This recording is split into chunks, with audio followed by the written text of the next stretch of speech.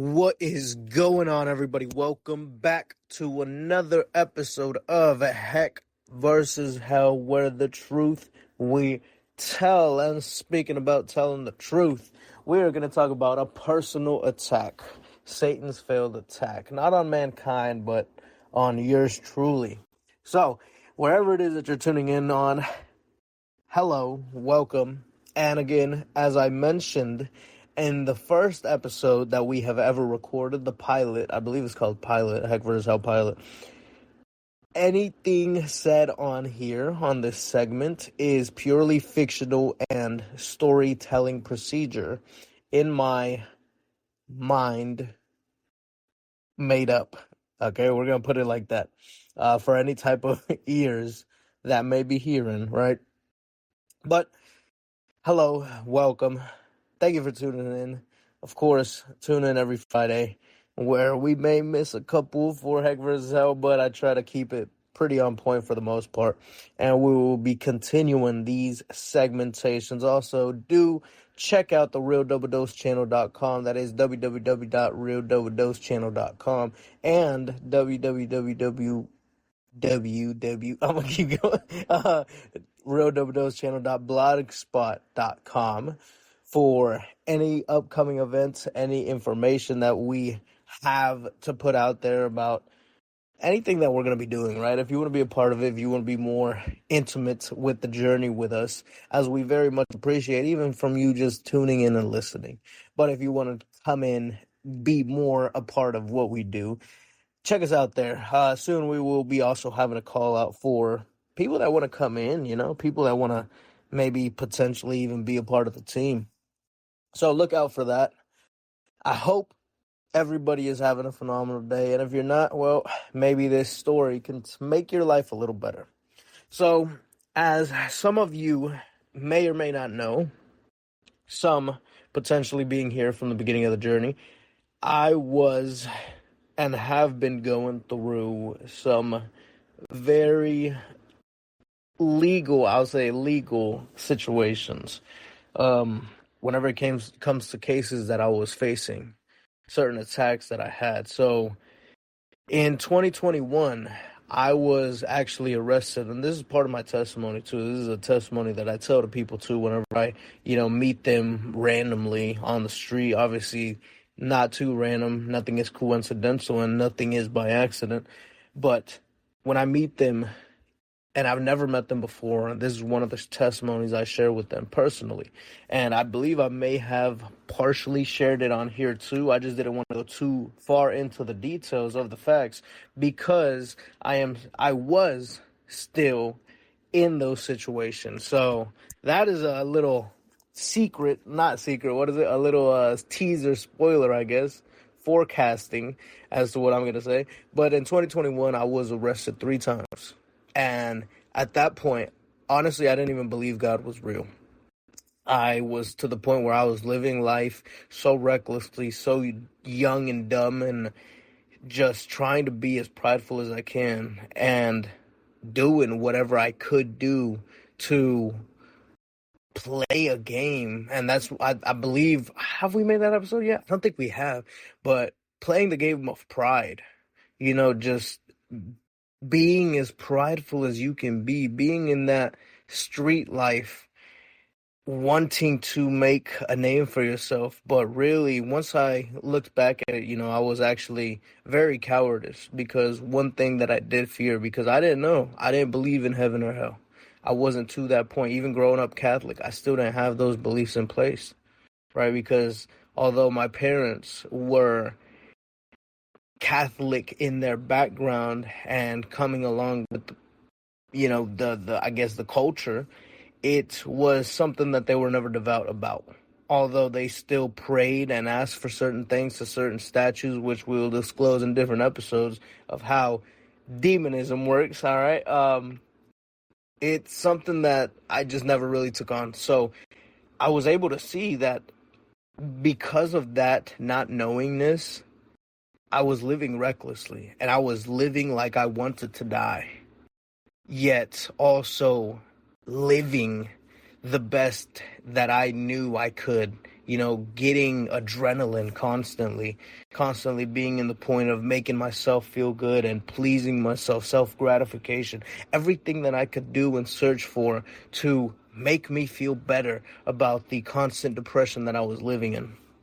And one of my biggest fears that I soon realized, maybe actually this was a few years back that I realized it, was the fact that I was living in that mannerism because I was scared to see my parents or my siblings die. It was fear of death. So I lived in that manner because I knew, one, I could get to a point where I do make a lot of money, but two, that money could be left to my family because I did not want to see them go before me. So I was living in a way that would, in my, mind, in my mentality, was the best route and option. Because even whenever I was like, 4 years old, when I first learned about death, I had a feeling that I wouldn't even make it past the age of 25. I wouldn't even make it close to the age of 25. And that was something that I don't even know how it came from. Thankfully 2021 came around. But in those years, I was actually arrested 3 times. I was incarcerated 3 times. I had 3 separate charges. 2 of them were warrants. So, obviously, I'm fast forwarding here a little bit, but the first time I was arrested down by the Texas border. So, if you don't know, I'm from Texas. That is where I was born and raised, but I was arrested down by the Texas-Mexico border, right? And I had a warrant for my arrest. Now, mind you, this was actually because I was going down there for business reasons, albeit not legal business reasons, and I used to be a heavy weed smoker, marijuana smoker. I used to, get into certain types of drugs. It was mainly marijuana. And one thing I never really did whenever I would make those trips down to near the border was smoke marijuana on the way because it made me extremely paranoid and I did not like that feeling. So I was like, all right, never gonna take it. And obviously it's not safe having a vehicle smell like that, right? So fast forward, I went and took a buddy of mine that was not used to going with me and did not experience that paranoia ever before. He just saw, hey, he's making a lot of money. Let me go with him. So I ended up taking him. Now, mind you, this was after maybe almost 72 hours of just staying up straight, staying up all night. And that night previous to that, I actually went to a strip club. And that was the first time I ever went to a strip club. I hated it in there. Honestly, that was one of the first times that I saw the depth of spiritual heaviness.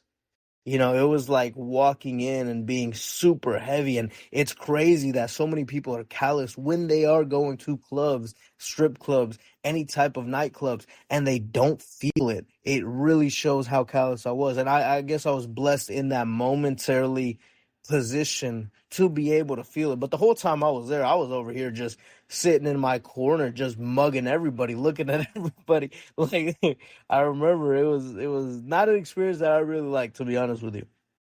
I thought it was gonna be a little more fun, obviously, in that way of thinking. And of course, whenever I'm telling this story, it's not to glorify any of the things that I was doing. Once I'm gonna clear that up very, very prominently, it is not to glorify what I was doing. It is telling you the story and the emotions behind those positions and situations at the time. So looking back at it now, yeah, I hated it. It's something that I would never do again. And even then, I was like, no, I'm never going to do it again. However, it was the first time I did it. We smoked a lot and drank a lot. And the next day, maybe it wasn't even like 8 hours later, I went and we were heading back down to the border. So I did that with that guy. I was over here still coming off the alcohol. Like I was still in my system, deep in my system.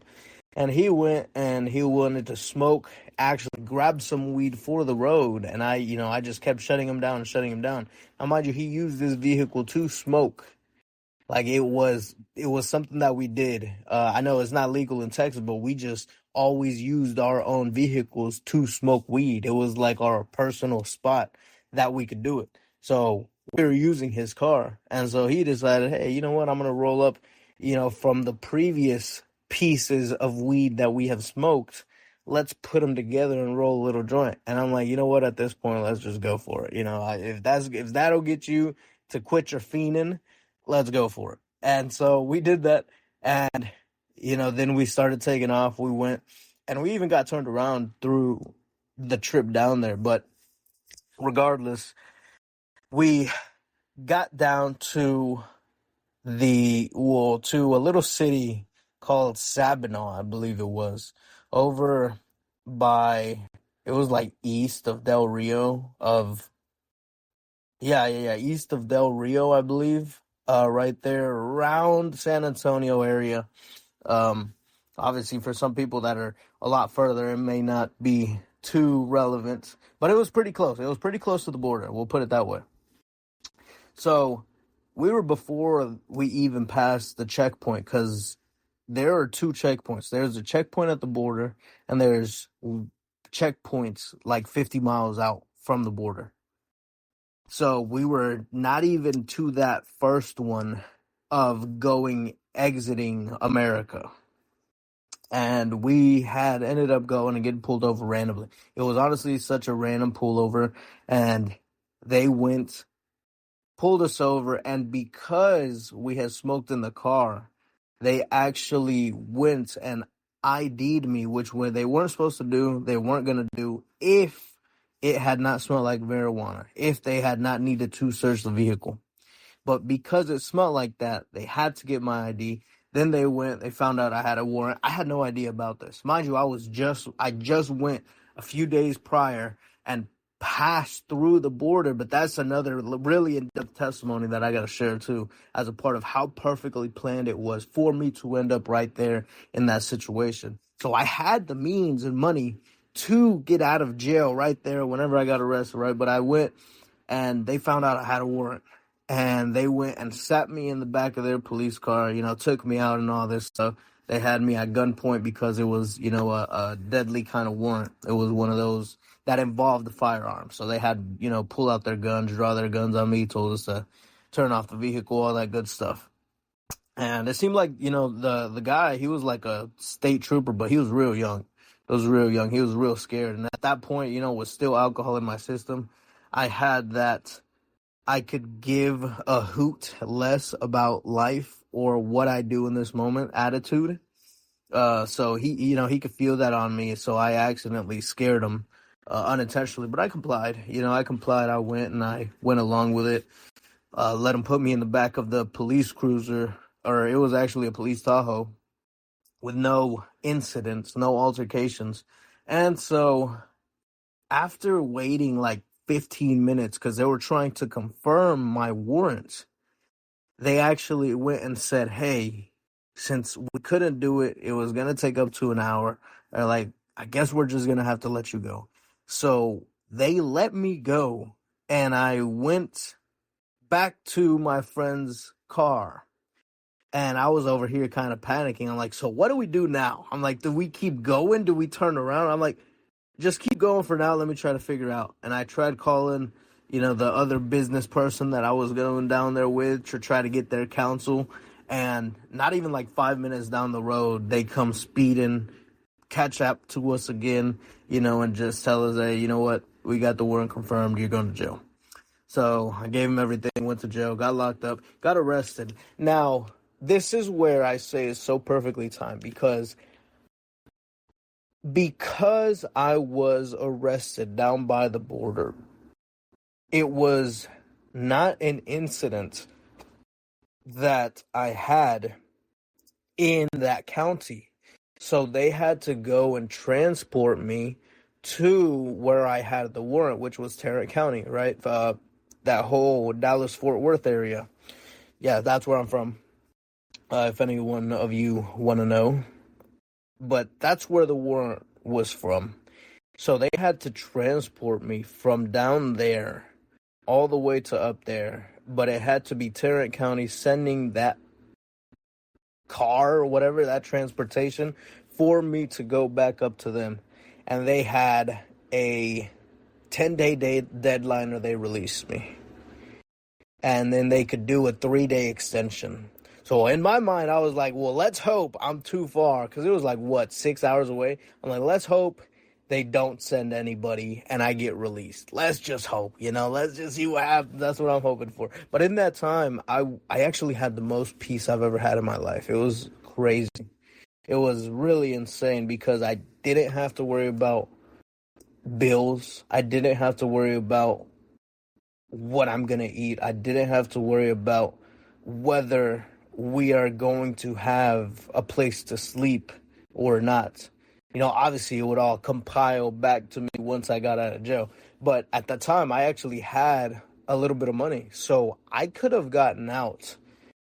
Yet because the warrant was not from that county, I had to be transported back to Tarrant County, to where the warrant was from, and then go through the magistration process, which would give me a bond and a bail amount and all that good stuff, and then I could bond out. So literally, I had to sit out 2 weeks mandatory, essentially, because of me being arrested down there. And so they took their sweet time, didn't pick me up till the very last day after their extension. So I spent like 2 weeks down there. And then I came back up here, and literally the next day I got released. But in that moment, I actually, it started exposing itself to me. God showing how much he really is in my life. And that's something that I never believed in. I never really even believed in the existence of God, but in that moment of peace and quiet and tranquility, because it was like an 8-man cell, that's all you had. It wasn't a day room, it wasn't nothing like that, nothing crazy down there, in that specific one. And, most people, for the most part, were just chill, doing their own thing, just relaxing or kicking it. It wasn't like a rowdy group either.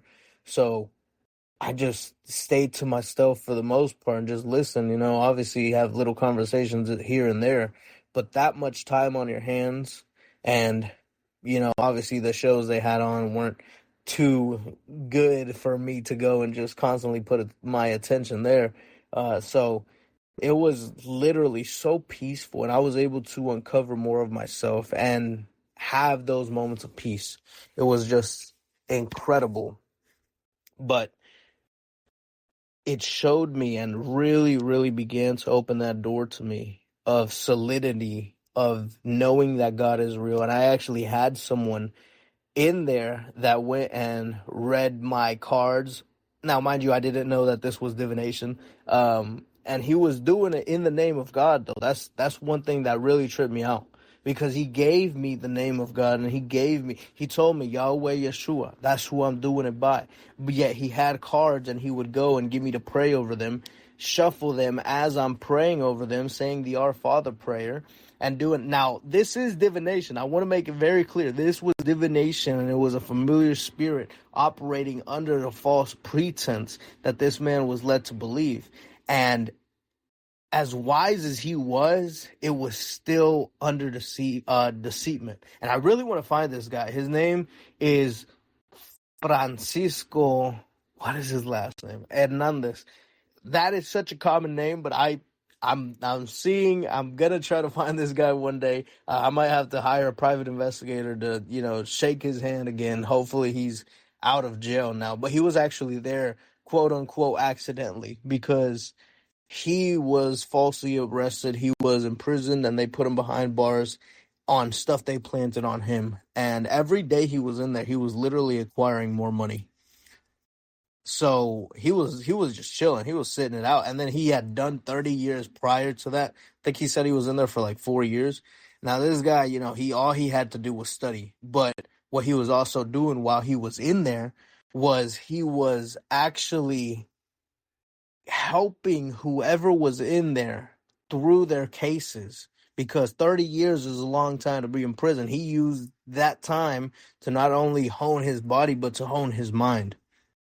And so he studied a lot of the law library.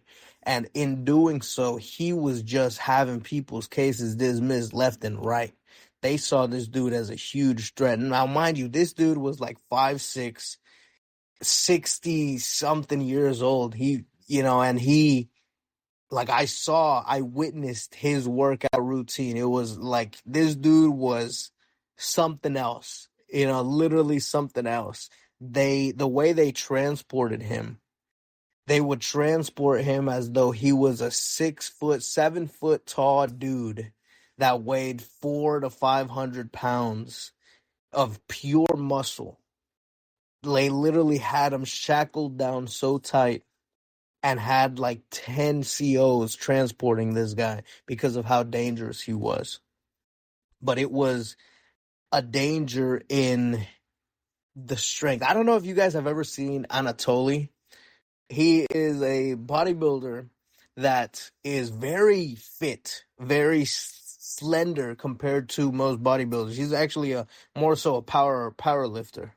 Because he has to weigh maybe around like 170, but that dude is very, very strong. That's kind of what this old guy was. Like, this dude was like an anime character or something like that. I don't know how else to find a way to replicate of what he was. It was really crazy to see. And he had those martial arts skills to take on 8 people at one time. I was able to witness that as well. Not him actually doing it, but to see how coordinated he was with his body. Like, this dude was, if you just made a concoction of really bad to the bone people, like Michael J. White mixed with Anatoly, mixed with Machete, which, it was crazy. But anyways, he had read my cards and he told me situations that were actually happening in the past, in the present, and that were to come.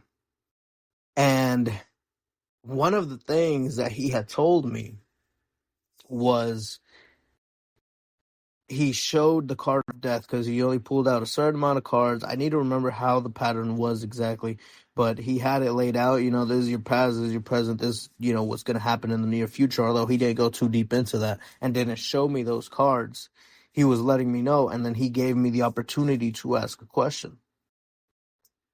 Basically, see some kind of answer from my question, and it had to be a yes or no type of question. So it was, it was divination nonetheless, but it was still a man that God used to open my eyes to him.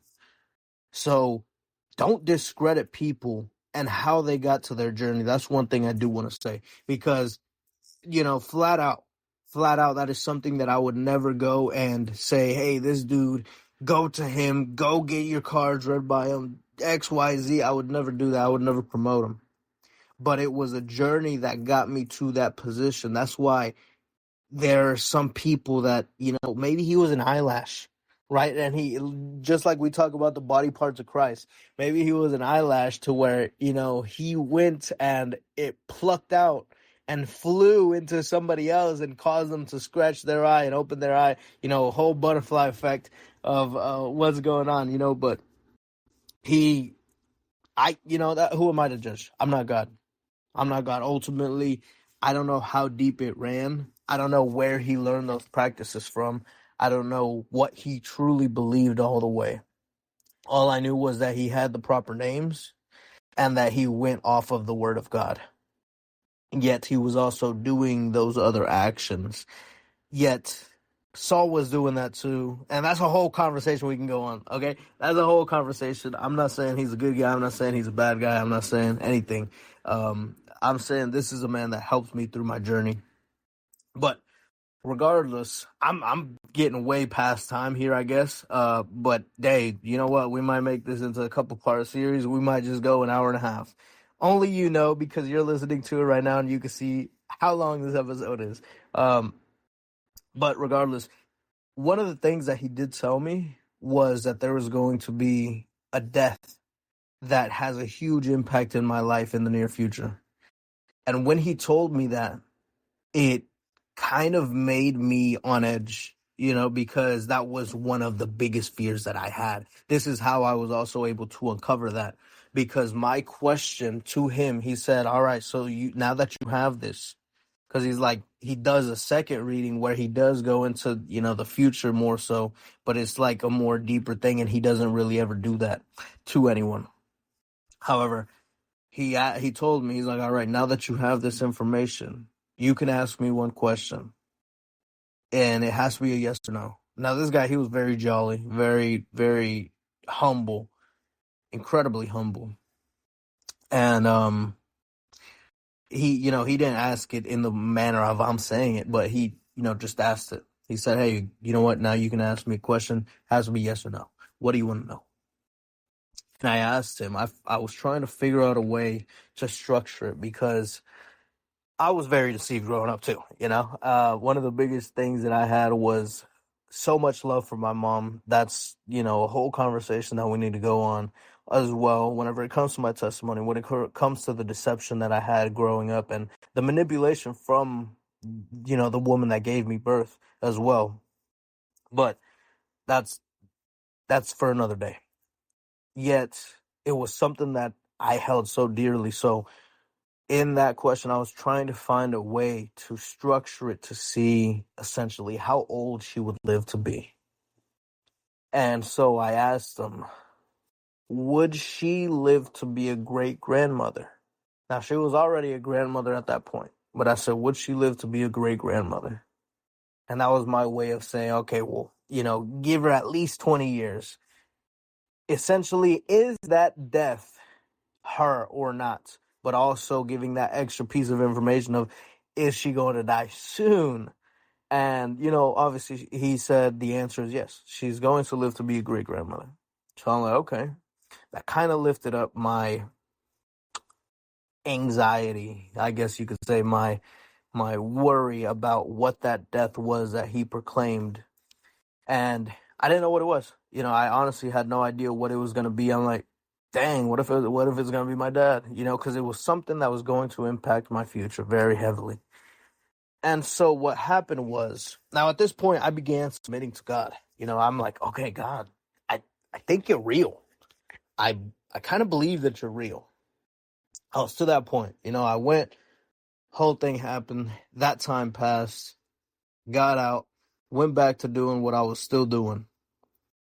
I ended up getting arrested again while I was going to go leave some money to a business partner. And that time I was arrested for another warrant, and it was a murder warrant. Now, that first one, it was a aggravated assault with deadly weapon. The second one, it was a murder warrant for a whole different case. And I was with my little sister. They ended up going and, drawing the guns out on me. I didn't even know. I actually went, and I was very calm. I was actually had the decision that I was going to make, because there's two routes that I make and take. And I'm like, should I go see this partner first, or should I go over here to drop off my sister, essentially? Now, it wasn't too far off from the distance, but it was two different paths in back roads of Texas, right? In the more boonies, I guess you could say. And I decided on the latter. And in doing so, it actually caused me to be arrested. Now, I had purchased a car after I got out of jail. That was my means of transportation. I went and ended up going with that car. The person took off the license plate. They took off, I want to say, the front license plate. Let me keep the back one.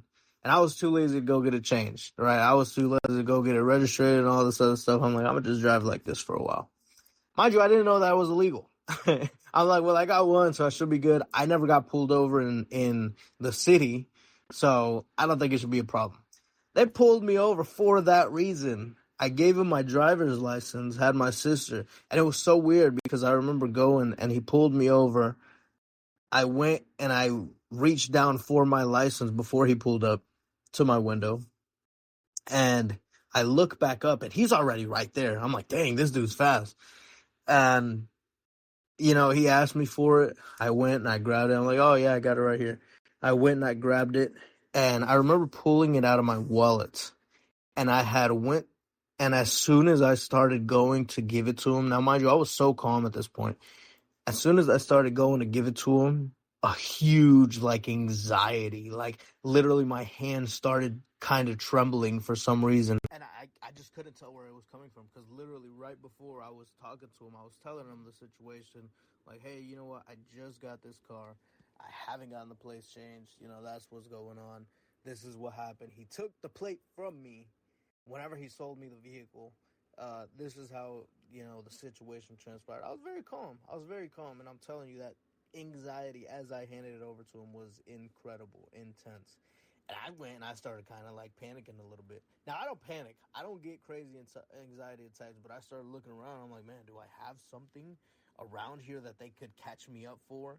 And, I didn't know what was going on. But they went and he was back there for a while, maybe like 10 minutes. And then I see another squad car pull up, and they blocked off the road. And they stepped out of their vehicles and had their guns drawn, aiming it out the windows, out their patrol windows, over their windows, trying to use their door as protection, essentially. Yelling at us instructions, telling us to go, take the keys, take them out, drop them out the window, open it from the outside, hands, get on the knees right there in the middle of the road, get on the knees, and just continue the procedure of that. Like, they were treating me as though, I don't know what it was, and that's what I was questioning about, because I'm like, what's going on here? And they went and they're like, well, you have a warrant for your arrest. I'm like, warrant? They're like, we'll tell you here shortly. I'm like, what's the warrant for? And then, they were already had me on my knees, hands on my head, started handcuffing me. I was actually on the ground. Me and my sister were on the ground. And she was over here kind of like trying to be feisty. And she was actually kind of bucking up a little bit, telling them, well, what's going on? Oh, this is BS, da, da, da. Trying to, just because we were being treated like that. But I was telling her, like, hey, just shut up and get on the ground. I'm like, it's good. It's all right. And so I was asking him, I was talking to him, calling like, well, what's going on? What is this situation? And I'm like, we'll tell you here shortly. And he approached me, got behind me, put my hands, in whatever, put me under arrest. And then he told me, I'm like, well, what's the warrant for? And he told me, he's like, homicide. I'm like, homicide? I'm like, murder? Oh, yeah. Yeah, I might have got the wrong person. I'm like, I don't know what this situation is going on or whatever. So that ended up happening. And that time I actually did get arrested, and I stayed there for a while. They took me immediately to there. They interrogated me and everything. Had the detectives go and take me the next day to their headquarters, interrogate me. And, they were trying to go in. They were like dead set. Hey, this is the guy. And I was just talking to him. I'm like, well, explain to me the situation. They were bringing up that other case that I had just gotten arrested for. They were bringing that up. They were bringing up all types of stuff. Now, I didn't know fully or understand the concept of pleading the fifth. And I was also just like, well, what harm can it do? So I just continued. I continued on. We literally went and had a conversation for like an hour and a half. And they were just so dead set on it being me. But at that point, I was so tired. I was literally just exhausted from being up for 24 hours, waiting for them to come get me. And I was just talking to them very, very blatant, bland, monolithic. And I think they did that strategically, trying to sleep deprive me a little bit in that fashion in order to do that. But I just, I was like, well, that didn't happen. I don't know. So I don't know if in their eyes it made me seem guilty or something like that, and that's why they kept pushing, or what was going on. But so they were just going in, really. So that happened, and then I went and got arrested. Mind you, this was maybe like 3 months, maybe going on 4 months after I had just got released from jail. No, I think it was less, actually. I think it was even less than 3 months of me being released for that jail. Now, mind you, I had to pay like $2,500, 10% of what was owed. And this time, they went and they booked me for murder, and then they revoked my first bond of aggravated assault with deadly weapon and doubled it. So I had to pay $15,000 in order to get out. And I'm like, well, I'm not getting out anytime soon. And I was like, well, you know what? I'm here. It is what it is. You know, obviously I'm living a certain type of way that brought me to be here. Screw it. I'm here. There's, you know, what? Let's just live it out. Let's just breathe it out. What's gonna happen? What's the worst that can happen? You know, and obviously I had a couple instances where I almost got into altercations because people just love trying to test you. And I was riding solo. I was just doing my own thing. And at that point I was like, all right, let me just do my thing. Let me just be by myself. I don't want to hang. I don't want to get into certain politics. I'm like, I don't know how long I'm going to be here. If those relationships build over time, cool. If not, cool. I'm not going to go and try to be a part of something because I don't know these people. They don't know me. And I'd rather keep it that way than become comfortable in a position that could go left very quick. And so that's kind of how it was. That's kind of how I was moving, how I was rolling. Eventually, I was actually sitting at my own table a lot of the time. And eventually, there was this one guy that he actually came up and started sharing the word of God with me. And I'm like, that's the second time. I'm like, the first time, he shared the word of God, but he read my cards and all this good stuff. This time, this guy approaches me. Now, I don't have the prettiest face whenever I'm sitting there in thought. Right, I don't have a very approachable face, as you could call it, whenever I'm just doing my own thing and being there. Right, I have a resting face, as they call it, a resting face that is not very approachable. So I was very surprised that he actually came and sat down. Very humble guy, and he started speaking to me in Spanish. You know, telling me different things, telling me about how he was from Virginia, and he doesn't even know how he got arrested and incarcerated right there, but how he had a family and kid that he had to go back to. But even if he did bail out, he was on immigration hold. But he was sharing the word of God with me. He started sharing the word of God with me, pulling out scripture. And I was kind of dismissing it, but I'm like, you know what? If you want to be here, cool. And so a few days go by of that. And now, mind you, this happened kind of compressed, to be honest, because a few days go by, and it turned to my dad's birthday. And I got a call I called, and I was notified that my uncle, which was really, really close, it was super tight with my dad. He had fell off a roof doing carpentry, and he passed away. And he died right there, bled out. He burst his head open basically, and died in my dad's arms on his birthday. And it was just bad. And I remember him telling my dad, well, my dad said that he was telling him how basically he was saying in those last moments of consciousness, they wanted to come, they wanted to be here, talking about us, talking about his kids. He's like, we're gonna throw you a birthday party. Like, they wanted to come, but they couldn't make it. You know, and obviously I was incarcerated, so I wasn't going to make it to his birthday party.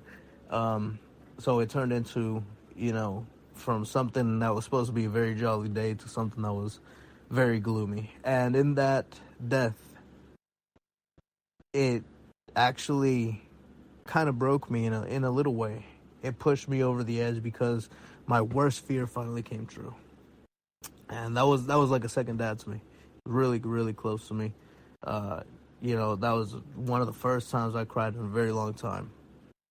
And I had fell down to my knees, and I just tore open my heart to God.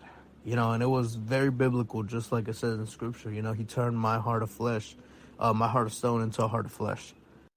And I just cried out to him. I didn't even know what I wanted. I think I just asked him, Lord, please let me get out so I can go at least to the funeral. Go see him one more time before I die, because I was actually going to go see him right before I was arrested.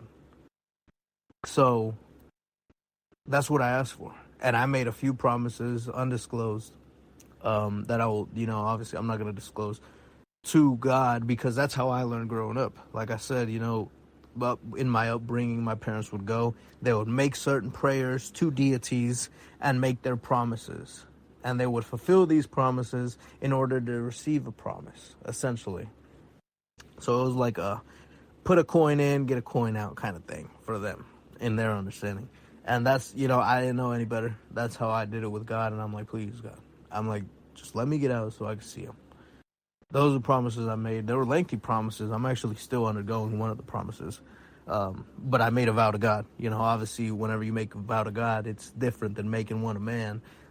Jesus very clearly says it. So even in my now new understanding of knowing, hey, I don't need to promise things to God in order to get his favor, he's not one of those deities. It was still a promise that I did make to him. So I'm not going to go and just break it. However, it really just brought me to that point. And while I was praying to him, while I was opening my heart and crying out to him, made those promises, I had just an overwhelming sensation. It was so incredible, just covering me in warmth and love and peace like I've never felt before. And I know I've never felt that other peace before. That one was a little more lasting and steady. This one was just like an overwhelming. I got a taste of the kingdom of heaven. And it was so glorious, so beautiful, that it almost like turned my tears of sorrow into tears of joy. And it was something I haven't been able to re-experience it yet, but I know that was my moment of giving my life to God. And I heard somebody say, I believe it was what was his name? Oh man, I can't remember his name right now. Bryce Crawford. He was on the George Janko podcast, but he said that he gave his life, since he didn't want his life anymore, he gave his life to somebody that did. And at that moment, that's essentially what I did. I'm like, hey, I give my life to you. I submit to you. I'm at this point now. You got me where you wanted me. You put me in this position. Tell me how to move. And so that was my submission. That was my cry, my plea, whatever you want to call it. And that was the turning point of where I'm at now. So hi guys, this is me, new and reformed. But it was really deep. It was something else. And from there, I just started picking up the Bible. I didn't know where to go. I didn't know how to do it. I didn't know how to maneuver it. And so having that guy that was right there, just throwing a couple verses there, he basically, kind of led me there. And actually that next day he was transported out. I don't know where he went. I think they might have took him to Virginia and then put him on immigration hold, so he never even really got to see his family. But he left me with those little details. So I started from there. I started just reading the Word, reading the Bible, and then I started having people come to me. It was actually cellmates, but they were just coming to me. And this was mixed, not races, but, mixed backgrounds, mixed ethnicities that were coming to the table and started just being there with me. And we just started kind of just reading it together. And it was kind of against what was ordinary, because a lot of it in there was kind of still a little political, in the manner of stick to your own people, right? And that's the same thing they do in prison. But I was, I wasn't like that. I was just doing my own thing, literally making, my own flow. And so that's how it became. And through that moment on, those two cases were the ones that I was fighting the longest. So after I finally did somehow get out of jail, somehow there was a deal made with a different bail bond company. I was able to use that car that I had as collateral and still continue making payments for my freedom. So essentially it was like $15,000. I was able to put down $7,500, and then I had to continue paying for that other $7,500 for my freedom. Now, I'm expensive, all right? That's a lot of money that has gone into me being free. So I value this freedom. I value, and you should too. I pray that you do get in a position of being incarcerated, but do it for the right reasons and the reasons for God, because those times are coming. Let's be honest, those times are really almost here, to the point where if we don't deny, we die. So hopefully you'll be able to feel those, but even still then be praising and glad because of it. But I do value my freedom. I do value my freedom now, and I really appreciate it. And then I got a third case next time. Maybe a couple months later after that one. That's also another little story, but that one wasn't as crazy. That one I really spent most of the time just being by myself and getting into the Word of God. Because even once I got out after that, I still went halfway back into that life, to where I was still doing certain business ventures because I was justifying it and saying, well, you know what, I'm not affecting people, but I'm helping people, right? And that third case that I got caught up for, it was actually 3 counts of human smuggling, which was how I was helping people. So that was basically God saying, well, I don't want you doing that either. And in that, because I was arrested that time, so when I got arrested, cool, I had to pay that out. Second time I got arrested, they went and did the same thing, and broke my bond. I had to repay it. They doubled it, whatever, $15,000. That third time I had got arrested, so they had to go. And after I got out that time, I actually had to borrow money that time to get out of jail. They charged me $6,000 for that one. So I mean, add that up. That's over. It's almost $25,000 just for my freedom, in 1 year, and that. So I ended up going, and they actually let me out. That time I did get arrested down there by the border, and it was in their jurisdiction, but they let us out. They didn't give us our phones. They didn't give us our wallets. We were out. We were just thrown out. Like, we literally were roaming the streets, because it was me and a buddy of mine. And they gave us a 2-for-1 offer at the bail bond place, but they threw us out on the road. We didn't have anything, and we were just wandering the streets for a little while. But that happened, whatever. That one wasn't as crazy of a story. I'll have to get more in depth with that one too. But because of that, they ended up putting me on house arrest for 4 years. Yeah, right? It almost came up to 4 years, actually. Like, I just got off at the beginning of this year. So 3.5 years that I was on house arrest because of that. That's why I also say I value my freedom. So that is a huge feat that I was able to overcome, and I was only able to get off of it because those charges were all dropped. And that was one of the sensations and feelings that I had whenever that spirit came over me. I had one that was telling me everything was going to be all right, giving me that inner sensation, spiritual feeling of knowing everything is going to be all right. That I was going to have a house and a family by a certain age, and that these cases were nothing, that they were going to evaporate into dust. Those were the 3 sensations that I had, and that wasn't even what I prayed for. It was something that God truly blessed me with, and I stayed faithful the whole time. I had so many people after that murder case. I had so many people. Actually, after the first case, before that one, I had people telling me to run to Mexico. I had a lot of people. My uncle, the one that died, he actually told me, because he used to do a little bit of his own divination, and he told me, he's like, there's 3 people looking for you. Go to Mexico, go hide out. And I'm like, well, I'm not doing that. I was just, at first, I was just stubborn.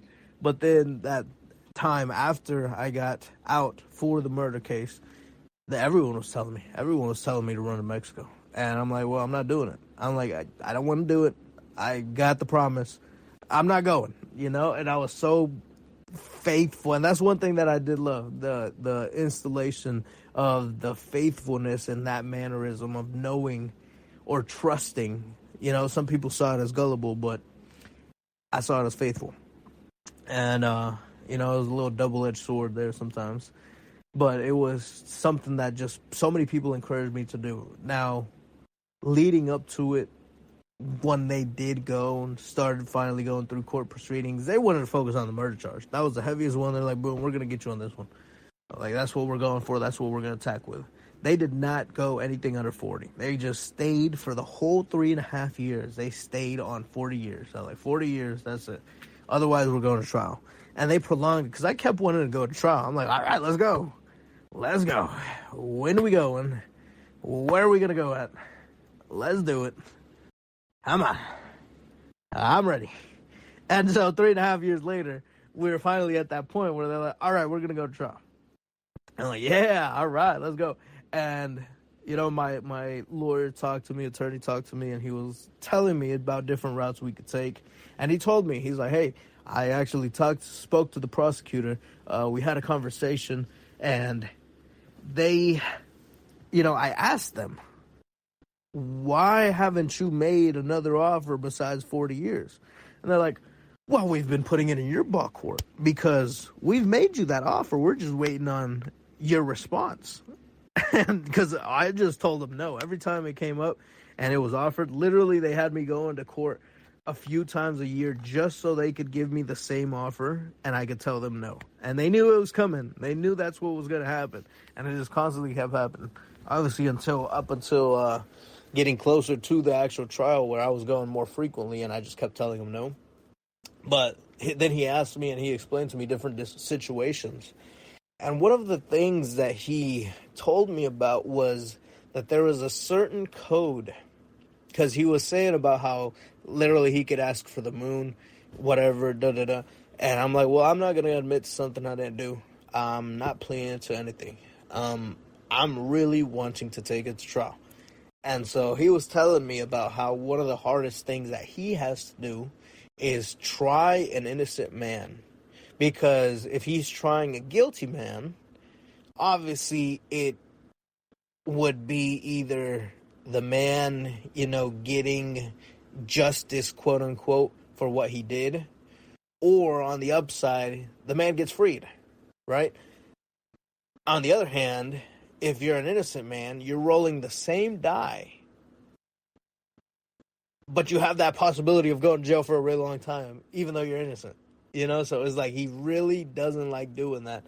So he was trying to get me to come up with a deal. He was telling me different stories. He's like, what would you ask for? He's like, I would ask for the moon for you, not telling you they're going to give it to you, but I'll ask for whatever it is if you have something that you want to do. Now, we can go to trial. I'm a trial attorney. That's what I do. But like I said, I don't like taking people to trial.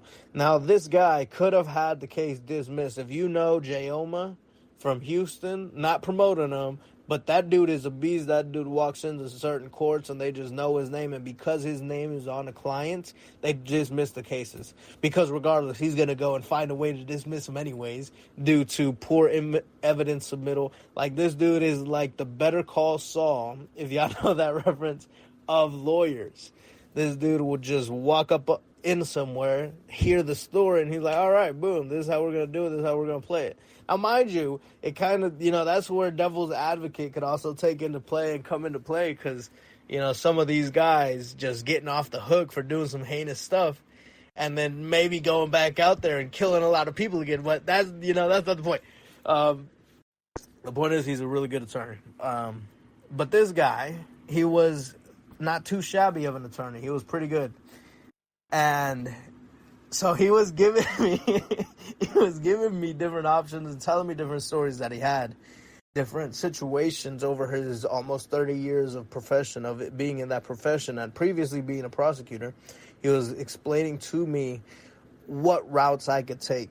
And one of the things, after listening to his stories for like 45 minutes, one of the things that he had spoken to me about was the fact that there was a penal code or a criminal law code that says you can go and basically get a conviction for a misdemeanor and put it as a misdemeanor. Or a felony and put it as a misdemeanor.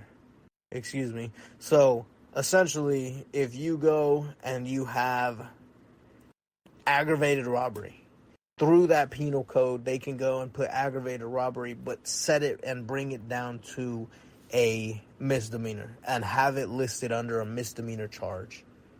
And I'm like, well, that's beautiful. If we could do that, I'll plead to that. That's awesome. But really, I'm like, I don't think they're going to go for that, because really I had two cases on my hands. I had one that was murder, and I had one that was aggravated assault, deadly weapon, and they also tacked on their aggravated robbery. I have a list right here, actually, of what they tried tacking on to me. So that first case that I was speaking about, they have that aggravated assault with deadly weapon, which is 2 to 20 years, and aggravated robbery, which is 5 to 99 years or life. The second case, which is a murder case, they had deadly conduct, which is 2 to 10 years, aggravated assault with deadly weapon, which is 2 to 20 years, manslaughter, which is 2 to 20 years, and felony murder, which is 5 to 99 years. Now, if you want to go look those up, you can go look those up. And the third case, I had 3 counts of human smuggling. Now, those were 2 to 10 years each. Now, at that time, they didn't give me the minimum. Now, they upped it to where the minimum of one person that they catch you with is 10 years. So, that was before that whole situation transpired. But really, total minimum, if I got convicted to the minimum of every charge that I had against me, it would be 22 years. But if I got convicted to the maximum of every charge that I had against me, it would have been 298 years. Almost 300 years of what I could have got in charges. It was insane to me. It was really crazy to me. But I'm like, you know what? God said these were going to go away. I believe it. Let's go to trial. But he really had me ponder it. He's like, think about something. Don't just come to me right now. Obviously, it's as an attorney. And then also another thing that you want to think about, giving me the setup of how the trial is going to go and all this other stuff. So I told him, I'm like, you know what? Because he said there's that code, and then there's like a sub one, because that code is divided into 2 parts, where you can turn a felony into a misdemeanor. So essentially, you can have like a felony murder be a misdemeanor. Now, nobody's going to go for that, but, lawfully, it could take place. There is a possibility of it taking place. No prosecutor is ever going to do that. No prosecutor is ever going to bring a murder down to a misdemeanor, but it could happen. It's not saying it's going to happen, but it could happen, okay, because the law is in place. But the second section of that code is that you can go and get a conviction for a felony, but have misdemeanor charges. So essentially, they could go and put you for, we'll take one of the ones that I had. They could take manslaughter, have them convict me of manslaughter, and I go and get 6 months in jail. Not prison, but jail. Right, they'll basically give you the time like if it's a misdemeanor. So that's what I told them. I'm like, all right, look. So that third case, I ended up calling. I didn't hear anything about it, but they ended up telling me, after I called them, I'm like, they dropped that case completely. It was just completely gone. Nothing to do with it. Literally, it was only put in the position to get me on house arrest for 3.5 years. The other 2, which were the main ones that they were trying to go after, and everyone was trying to go after, literally, because down there, they were just doing catch and releases. Like, some people, they would just go and catch them and then just let them go. Like, they wouldn't, I don't know what the heck was going on down there. I don't know what the heck versus how was happening. But regardless, that's kind of what was going on there. So I wasn't really worried about it. I'm like, hey, I think we're good, but, I didn't really care about it. And so with this one up here, that was the main concern. So they were kind of bunched up together. There were 2 different cases, but regardless, I'm like, all right, well, let's take care of both. I'm like, if I'm going to plead for one, this is how we're going to do it. And I told him, I'm like, you know what? I'll plea to the aggravated robbery, aggravated assault with deadly weapon, the first case. I'll plead to that. Whatever you want to plead, whatever charge you want to put on there, I'll plead to it as a felony. And I'll be a felon. And drop the murder case. But it has to be under the conditions of no jail time, no fine.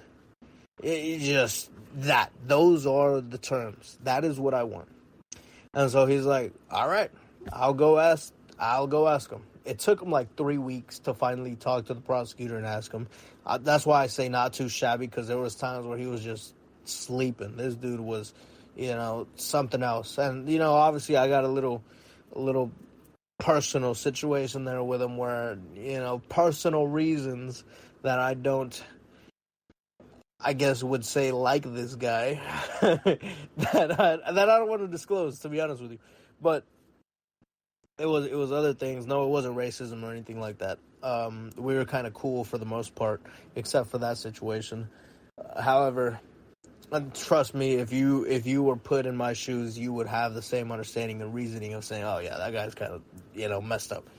But besides the fact, I'm not gonna start gossiping on that point. He went and he told them. They came back. They're like, 15 years. They're like, we'll do it 15 years. And then we'll drop the other one. And I'm like, no, I'm not doing that. I'm like, why would you even come back and ask me that? I'm like, what? Why would you? I'm like, we're going to trial. I'm like, get ready. Get whatever you need to get ready. We're going to trial. I'm like, you could tell them that. And so we went, and I was so dead strong. I told them that too. I'm like, I'm not going to do it because in my mind, I'm like, I can't take a plea. Because I kind of considered those 15 years. I'm like, 15 years. But I'm like, no, I can't do that. I would not be glorifying my God if I went and took a plea offer. There is no, what's that word? Not contemplation. Consideration. No, what's that word that I'm thinking of? Compromise. There is no compromising when it comes to my God. I'm like, he told me what it is, so that's what it's going to be. Let's go to trial. Now, I can't tell you, I don't know if I failed or not. I don't know if we were meant to go to trial, and I should have denied the offer. I don't, I'm going to be completely honest with you, because leading up to it, I was like, all right, I'm headstrong. That's what we're doing. This is what we're going to do. And so they went, they set it up. They pushed the date back a couple times, like 2 times. Took them 2 months to get there. I finally went, prepared and everything like that. The day before we were gonna go to trial, pick out the jury and everything like that, my lawyer tells me to go up to his office. And I finally meet the second in chair that was gonna be there with him, helping him out or whatever. And introduced myself to him. He introduced himself with me. Tells me about how he's very familiar with the case. This dude is like very, very well articulated and knows the law very, very well. So I spoke to them, whatever. I'm like, all right, so why am I here? I'm like, we already went over everything. We already talked about everything, talked about the different outcomes. What? Let's go. Or we need to do some other preparing. What do we got to do? Because, yeah. So they went and they told me. They're like, hey, we spoke to the prosecutors, and they're willing to do the deal that you said. You don't have to do jail time. They'll agree to that. If you did, you would have to just check in to the TDCJ, which is a prison. Just check in, and you'd be out, within 48 hours. Like, worst case scenario, they would put you in there for like 10 days. But we don't see you going to jail. We don't see you going to prison.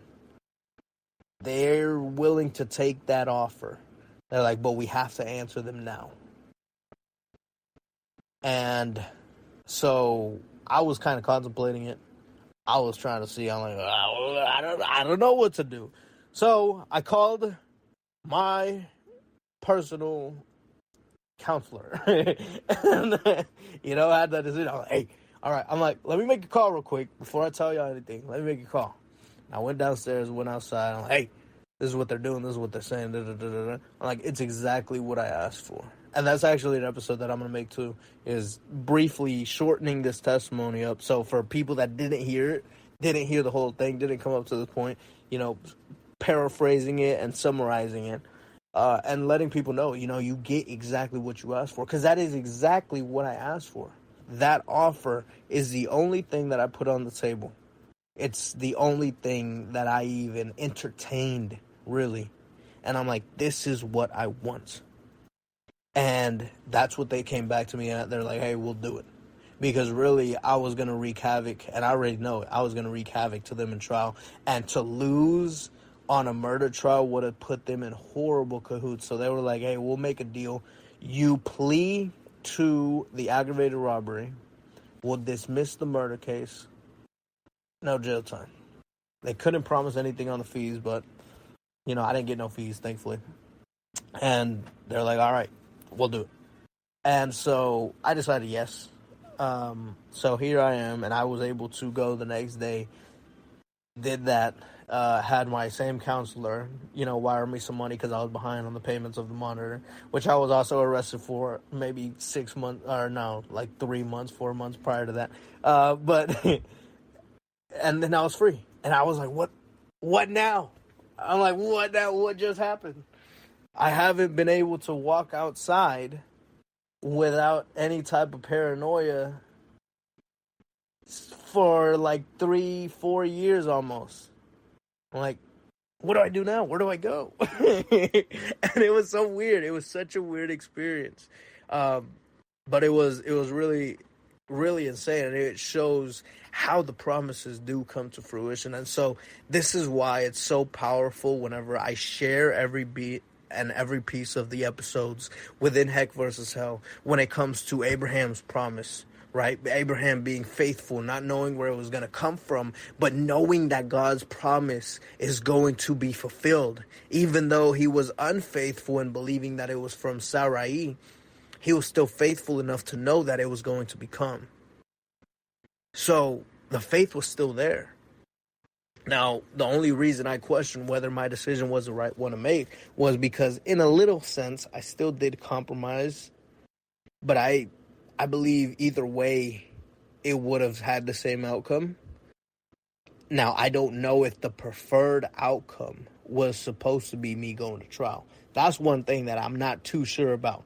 I can't tell you. I'll probably, later down the line, or once we finally meet God face to face, he'll be like, I didn't want you to go to trial. I didn't want you to make a show. I don't know right now. But regardless of the fact, the promise still came true. The promise still came to fruition, and it is beautiful and marvelous. It is something that I can only give glory to God to and my counselor. So it is phenomenal. It is something that literally is one of the foundations and pillars of my faith. Is so much of what I share comes from the knowledge that I acquired through this little journey, although it's been short. Although, it's not like I've been in Christ for 20, 30, 40 years, but the amounts of knowledge and this consecration that God allowed me to have, because of it, I've been able to come so far and share this wonderful word and revelations that I receive with you, my lovely family. And I think that's just phenomenal, because I would have never seen myself talking about God, preaching about the Word of God, or even being on any type of show or syndication where my voice is broadcast out to you listening to this so far away or so close by. It's awesome, and it's an incredible journey, and I can definitely say that is Satan's failed attack. And on that note, I love you all. I hope you have a blessed one, and as always, we will catch you on the flip side.